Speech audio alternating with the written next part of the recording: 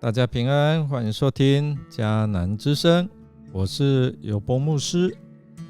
今天9月3号，我们要分享的是引我到可安息之处。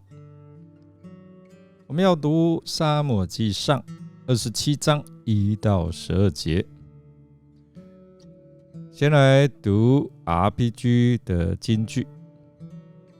来吧，所有劳苦背负重担的人都到我这里来，我要使你们得安息。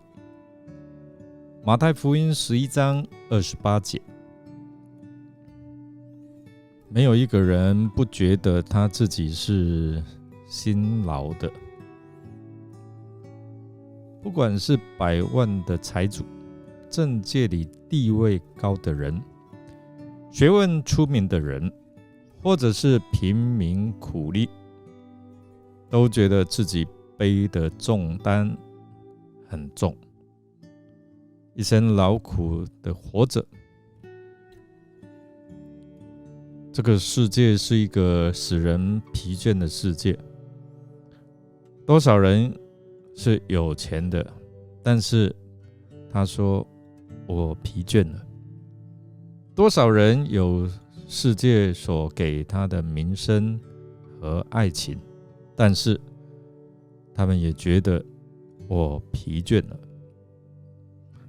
人们明明知道安息是好的，只是因着担子过重，所以呢就不敢找安息，只想要把工作减轻，就很喜欢了，很欢喜咯。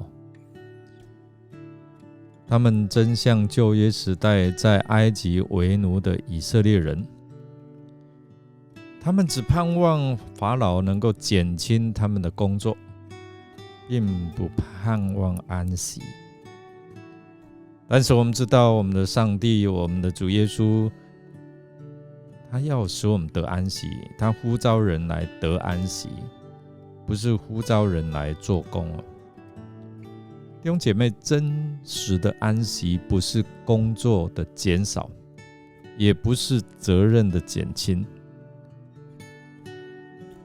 这是真正的安息，是不必做什么就可以得到的。大卫20多岁就成了重金悬赏的逃犯，他在旷野流浪了数年。他原是被上帝拣选受膏要成为以色列王。他进入扫罗的王宫的时候，被视为好友与受欢迎的乐手。他从非利士人的侵略中解救了自己的国家，所以他被视为民族英雄啊。可是因为妇女们唱歌说大卫杀死万万，扫罗杀死千千，就因为这些的歌词引起了扫罗王的嫉妒，所以心里面的嫉妒产生了仇恨，产生了杀人的念头。因为这样，大卫他从一个被视为民族的救星，成为流浪旷野的逃犯。他后来被迫要放弃这些的成就与爱戴，流落旷野，挣扎求生存。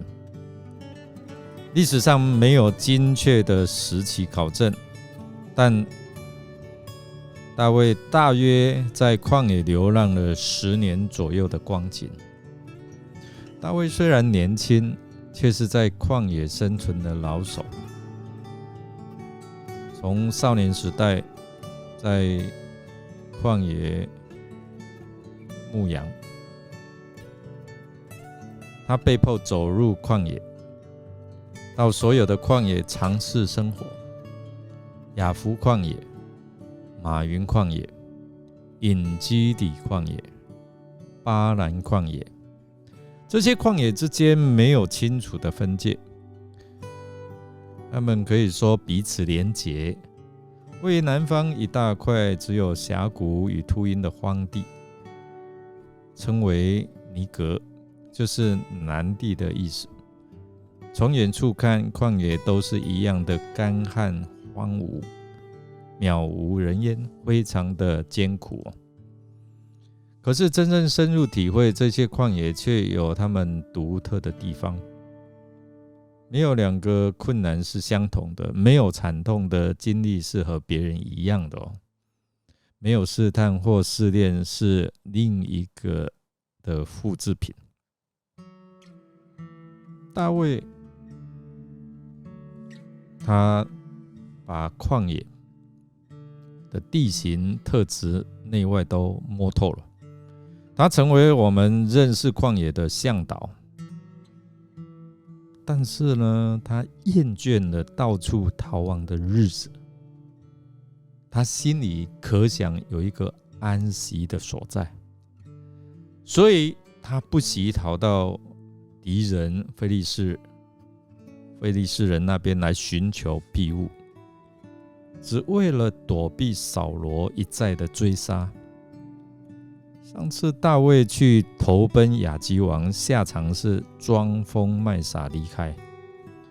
但是这一次呢，他带着600人一起来，再加上扫罗追杀大卫的事，应该也是众所皆知的。所以呢，亚基王当然会相信大卫可能能够被他收服，成为他的助手。像没有一个人能在世界上能够有很久的安稳、自信、成功，到处受人欢迎、推崇，这些都非常的短暂。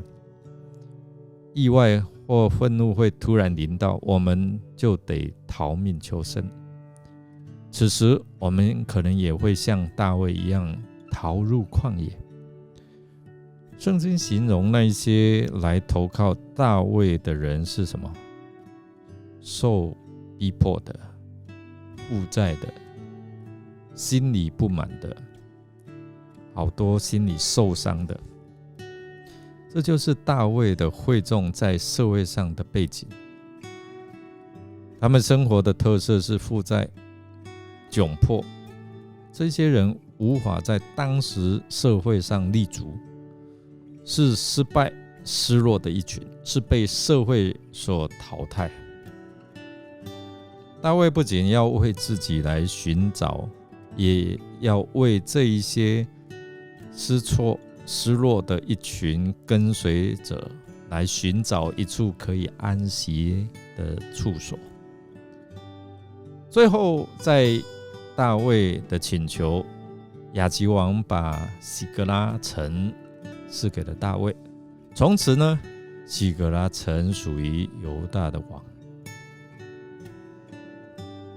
亲爱的弟兄姐妹，你是否也在寻找一处可以让你的身心灵得着真正安息的处所呢？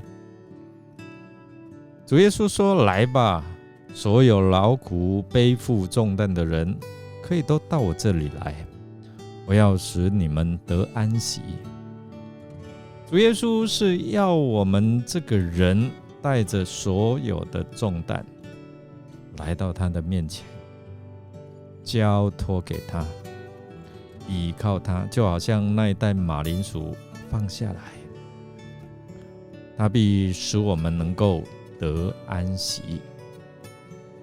我们来默想大卫跟随他的人，在寻找一处可以逃避扫罗的追杀，或者是逃避社会，让他们可以安歇的地方。